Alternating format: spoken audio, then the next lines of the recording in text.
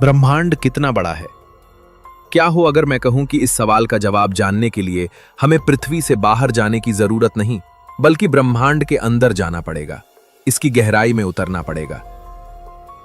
क्योंकि सूर्य की तुलना में ब्रह्मांड जितना विशाल लगता है, एक वायरस की तुलना में वही ब्रह्मांड उससे भी अनगिनत गुना विशाल हो जाता है। सबसे बड़ी रचना को समझने से पहले हमें सबसे छोटी रचना को भी देखना होगा। तो चलो, बाहर की यात्रा से पहले अंदर की यात्रा करते हैं, क्योंकि सच्चाई दोनों तरफ है। एक इंसान से शुरुआत की जाए तो धरती पर एक इंसान की औसत लंबाई 1.5 मीटर होती है। इंसान के बराबर किसी को खड़ा किया जाए तो दुनिया का सबसे बड़ा फूल रेफ्लेसिया, जो 1 मीटर के आकार में फैला होता है। वहीं पक्षियों में डोडो बर्ड भी 1 मीटर यानी हमारे बराबर होगा। इसके आगे हमसे छोटा एक लैपटॉप स्क्रीन, उससे छोटा एक बास्केटबॉल, इससे छोटा एक चूहा जो 100 मिलीमीटर का होता है। जीव जगत में इससे आगे चलें तो कॉमन अर्थवर्म, जो एक मैच स्टिक जितना होगा। इनसे आगे चलें तो एक कॉफी बीन जो 10 मिलीमीटर का होता है, जहां प्रकाश के माइक्रोवेव रीजन की वेवलेंथ भी 10 मिलीमीटर जितनी होती है। इससे छोटा होता है एक 9 मिलीमीटर का बैक्टीरिया, थियोमार्गरिता मैग्निफिका, जो धरती पर लार्जेस्ट बैक्टीरिया है, यानी ये 4 मिलीमीटर की चींटी से भी बड़ा है। इससे आगे रेत का एक कण जो 500 माइक्रोमीटर का होता है। इसके आगे हमें मिलता है सिंगल सेल जीव अमीबा, जो लगभग 350 माइक्रोमीटर रेंज में होता है। एक इंसान में ऐसे 1 अरब अमीबा समा सकते हैं। अब यहां आप देख सकते हैं कि हम खुद अमीबा के सामने कम से कम सौर मंडल जितने बड़े हैं। इससे छोटी है ह्यूमन बॉडी में मौजूद लार्जेस्ट सेल ओवम, लगभग 120 माइक्रोमीटर। इसके आगे है हमारी skin cell 35 micrometre. Skin cell से भी छोटी है प्रकाश की इंफ्रारेड वेवलेंथ, जो आपके टीवी रिमोट से निकलती है। अभी हम उस सूक्ष्म दुनिया तक पहुंच चुके हैं जो नंगी आंखों से दिखाई नहीं देती। इनसे छोटी है रेड ब्लड सेल्स और व्हाइट ब्लड सेल्स। इनके आगे के लेवल्स में एक्स क्रोमोसोम 4 माइक्रोमीटर और फिर वाई क्रोमोसोम 1.5 माइक्रोमीटर। ये कितने छोटे हैं, इसे समझने के लिए बता दें कि एक इंसानी शरीर में 10 क्वाड्रिलियन क्रोमोसोम समा जाएंगे। यहां आप महसूस कर सकते हो कि एक क्रोमोसोम के सामने आप एक विशाल गैलेक्सी जैसी हैसियत रखते हो। इसके आगे हम मिलते हैं पिथो वायरस से, जो 1.5 माइक्रोमीटर के होते हैं। इससे नीचे जाने पर यह रोबोट जैसा दिखने वाला है बैक्टीरियोफेज, जो 200 नैनोमीटर जितना है। अब इसके आगे की दुनिया हमें नॉर्मल माइक्रोस्कोप से नहीं दिखेगी। ये है HIV वायरस, लगभग 90 नैनोमीटर का, और इससे छोटा होता है हमारा DNA, लगभग 10 नैनोमीटर। हमारे शरीर में मौजूद सभी DNA की चेन बनाई जाए तो ये इतनी लंबी होगी कि धरती से सूरज के बीच की दूरी से ये 500 गुना बड़ा हो जाएगा। लेकिन दोस्तों, इसके आगे हम देखते हैं इंसानों की बनाई सबसे छोटी चीज, ट्रांजिस्टर, जो 5 नैनोमीटर के होते हैं। जिस फोन से आप ये वीडियो देख रहे हैं उसमें करीब 30 अरब ट्रांजिस्टर मौजूद हैं। मतलब इस लेवल पर आपका अपना फोन भी किसी गैलेक्सी से कम नहीं है। इसके आगे हम देखते हैं ग्लूकोज मॉलिक्यूल को, लगभग 800 पिकोमीटर, यानी जो चीनी आप खाते हैं, मीठेपन का राज इसकी वजह से है। चीनी के छोटे से कण में ऐसे 6 लाख मॉलिक्यूल समा जाएंगे। इससे छोटा 500 पिकोमीटर में सीजियम एटम है और उससे छोटा वाटर मॉलिक्यूल 250 पिकोमीटर। पानी की एक छोटी सी बूंद में 1.7 सेक्सटिलियन H2O मॉलिक्यूल होते हैं। यहां आप देख सकते हैं एक छोटी सी बूंद भी इसके सामने गैलेक्टिक लेवल पर है। अगर कोई जीव इतना छोटा होता तो उसके लिए तो एक बूंद ही ब्रह्मांड के बराबर होती। इसके आगे हम देखते हैं कार्बन एटम को, जो लगभग 107 पिकोमीटर की साइज का होता है। यही वो एटम है जिसके बिना आपका शरीर संभव ही नहीं था। धरती पर मौजूद सभी जीवों के शरीर का ढांचा इसी की वजह से है। इसके आगे हमें मिलते हैं हाइड्रोजन एटम 110 पिकोमीटर और हीलियम एटम 25 पिकोमीटर। अगर ये ना हो तो हम कुछ देख ही नहीं पाएंगे, क्योंकि इन्हीं की वजह से हमारे सूरज में रोशनी पैदा होती है। हमारे शरीर में 10 to the power 30 hydrogen atom समा सकते हैं, यानी 1 के आगे 30 शून्य। यहां हमारा शरीर एक ब्रह्मांड के बराबर लगता है, लेकिन अभी तो शुरुआत है। इसके आगे चले तो हमें इससे भी छोटा यूरेनियम का न्यूक्लियस मिलता है, लगभग 12 फेम्टोमीटर, यानी ये एक बाल से 10 अरब गुना छोटा है। यही न्यूक्लियस ही परमाणु बम की अनंत ऊर्जा का स्रोत होता है। इससे छोटा है प्रोटॉन, 1.7 फेम्टोमीटर, ये एक एटम से 1000 गुना छोटा होता है।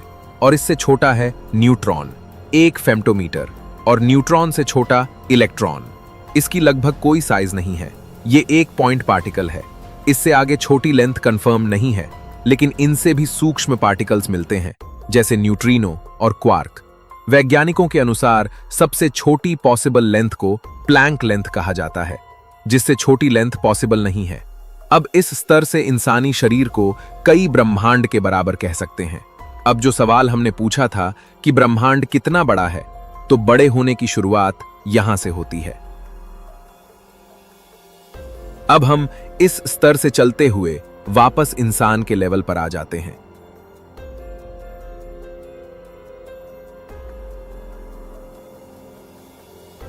अभी तक हमने पहले ब्रह्मांड की सैर कर ली है और अब हमारी बाहर की यात्रा दूसरे ब्रह्मांड की तरफ शुरू होती है।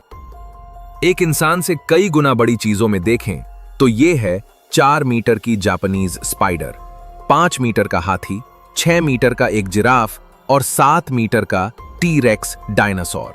इनसे बड़ी रचनाओं को देखें तो हमें मिलती है 30 मीटर की व्हेल मछली, जो सबसे बड़ा जीव है पृथ्वी पर। इससे बड़ा है अंतरिक्ष में घूम रहा इंटरनेशनल स्पेस स्टेशन, 108 मीटर। उससे बड़े पिरामिड्स 150 मीटर। इससे ऊपर के स्तर पर प्रकाश की रेडियो वेवलेंथ होती है लगभग 300 मीटर।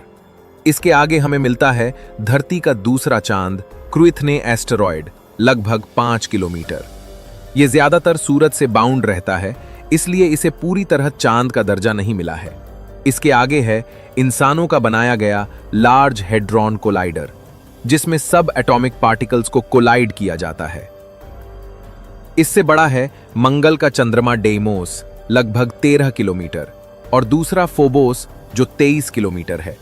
इसके आगे हमें मिलता है ब्रह्मांड का सबसे छोटा लेकिन खतरनाक सितारा, न्यूट्रॉन स्टार, मिनिमम 24 किलोमीटर जितना।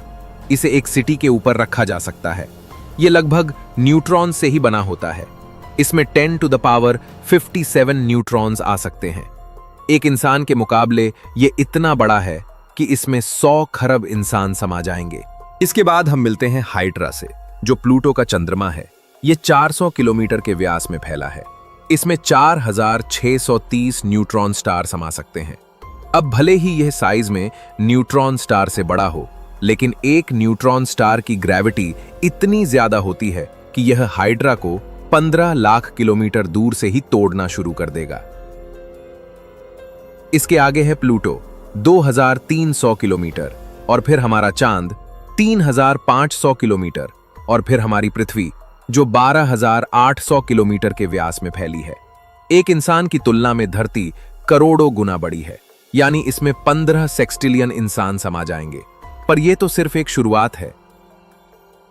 अगर हम 109 धरतियों को एक के ऊपर एक रख के एक जायंट स्टेप लें तो हम पहुंचेंगे सूरज के लेवल पर। सूरज 14 लाख किलोमीटर के व्यास में फैला है, लेकिन ब्रह्मांड के विस्तार की सीढ़ी पर चढ़ने के लिए हमारे लिए यह भी एक बहुत छोटा स्टेप है। अब सूरज को आधार बनाकर 2 करोड़ 15 लाख सूरज जितने बड़े स्टेप पर चढ़ने पर हमें मिलता है हमारा सोलर सिस्टम, जो कि 30 खरब किलोमीटर के विस्तार में फैला है। यहां पर पहुंचने पर सूरज भी काफी छोटा लग रहा है, पर ब्रह्मांड कितना बड़ा है इसके लिए हमें और भी बड़े स्टेप चढ़ने पड़ेंगे। अगर सौरमंडल को आधार बनाकर और ऊपर चढ़ा जाए तो 32,000 सौरमंडल के बड़े स्टेप को पार करने के बाद हम पहुंचते हैं हमारी गैलेक्सी मिल्की वे के लेवल पर, जो कि 1 लाख प्रकाश वर्ष के व्यास में फैली है। प्रकाश को भी इसे पार करने में 1 लाख साल का समय लगेगा।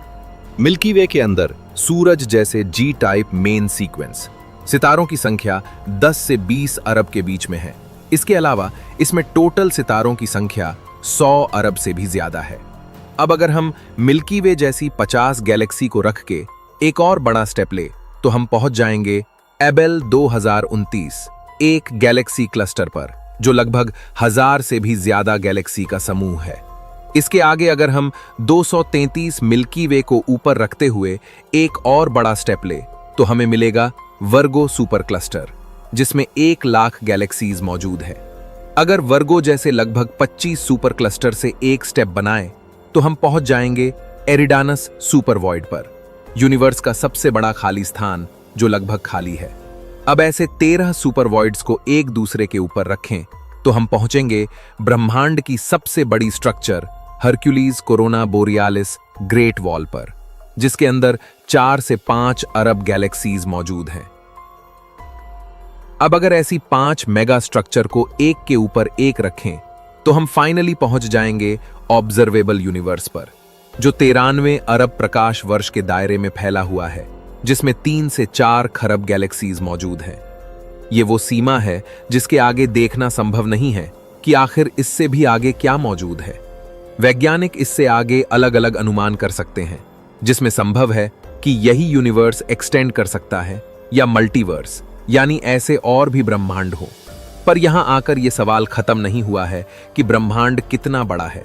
यहां आगे आप समझेंगे कि आखिर ब्रह्मांड की गहराई में जाने का इसकी साइज से क्या संबंध है।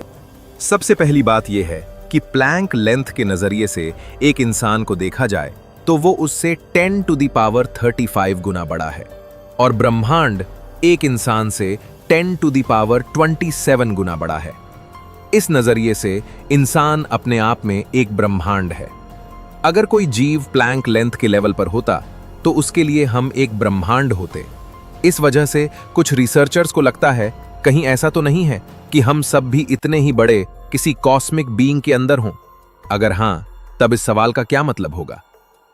दूसरी तरफ एक दूसरे नजरिए से देखा जाए तो अगर आप एकदम गहराई में जाएं तो आप क्वांटम फील्ड के स्तर पर पहुंच जाते हो, जहां पर पता चलता है कि असल में तो बड़ा छोटा जैसे स्केल का कोई मतलब ही नहीं है, क्योंकि इस स्तर पर सब कुछ एक ही है, एक दूसरे से कुछ अलग है ही नहीं।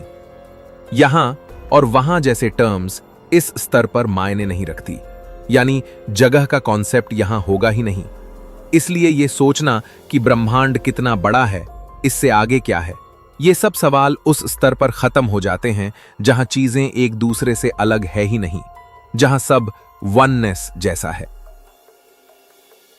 ऐसे में कई वैज्ञानिकों को गहरा संदेह है कि कहीं ये पूरा ब्रह्मांड किसी विशाल सिमुलेशन का हिस्सा तो नहीं है, यानी हम सब, ये तारे, ग्रह, गैलेक्सियां, ये सारा अस्तित्व क्या सच में किसी कॉस्मिक कंप्यूटर के अंदर चल रहा है? क्योंकि एक कंप्यूटर के अंदर भी सारी रियलिटी सिर्फ 2 अंकों से बनती है, 0 और 1 की बाइनरी डिजिट्स से। जिस तरह कंप्यूटर में पूरा जगत सिर्फ कोड का खेल है, वैसे ही क्या हमारा ब्रह्मांड भी किसी अत्यंत उन्नत सिमुलेशन का हिस्सा है? ये सवाल आज बहुत से वैज्ञानिकों की भी रातों की नींद उड़ाए हुए है। अब आप बताइए, आपको क्या लगता है, क्या हम असली दुनिया में जी रहे हैं या किसी बहुत एडवांस्ड सिमुलेशन में? अपनी राय कमेंट में जरूर लिखना। मैं मिलता हूं आपसे अगली वीडियो में, जहां हम ब्रह्मांड के और नए रहस्यों को जानेंगे। तब तक आसमान को देखते रहिए और सवाल पूछते रहिए।